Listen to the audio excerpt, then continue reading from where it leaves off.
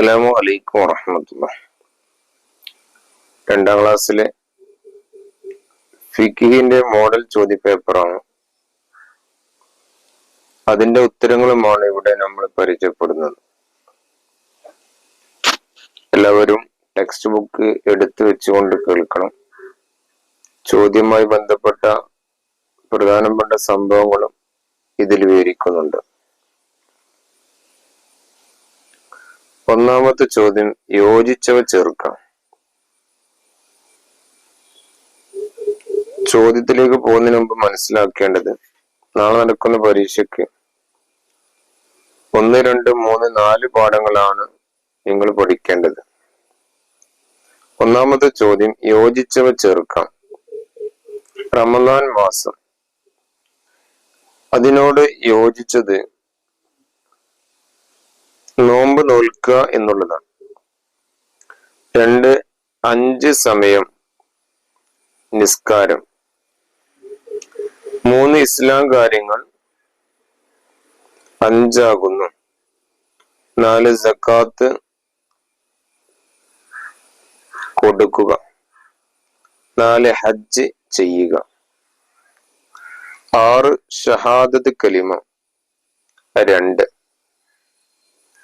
ഇനി കള്ളികൾ പൂർത്തിയാക്കാം.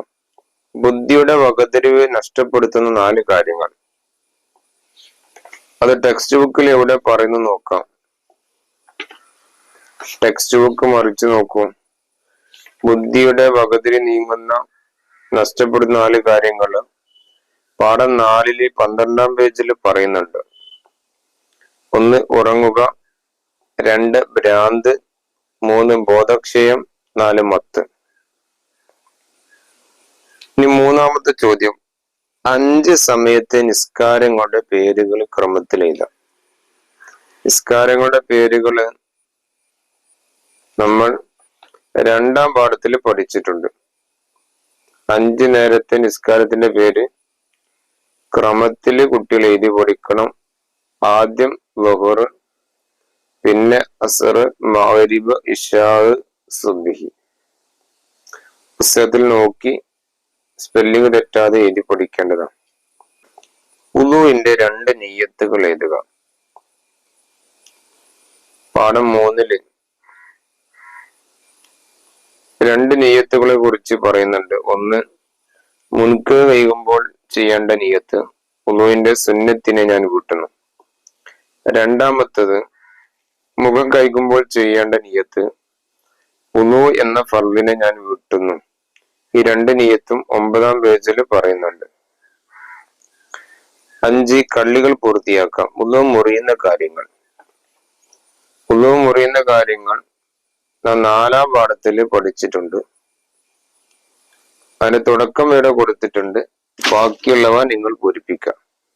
മലമൂത്ര ദ്വാരങ്ങളിലൂടെ മനി അല്ലാത്തവ പുറപ്പെടുക. 2, ബുദ്ധിയുടെ ഡാഷ് വകതിരിവ് നീങ്ങുക. 3, മുൻകൈന്റെ പള്ള കൊണ്ട് മനുഷ്യന്റെ ഗുഹ്യസ്ഥാനം തൊടുക.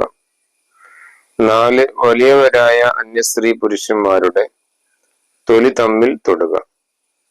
ഇനി പൂരിപ്പിക്കുക. 2, ഷഹാദത്ത് കലിമ. 2 ഷഹാദത്ത് കലിമ നമ്മള് ആദ്യ പാഠത്തിൽ 1-ാം പാഠത്തിൽ പഠിച്ചു. 5-ാമത്തെ പേജിൽ. 1, അശ്ഹദു അല്ലാ ഇലാഹ ഇല്ലല്ലാഹു. 2, വഅശ്ഹദു അന്ന മുഹമ്മദ് റസൂലുള്ളാഹ്.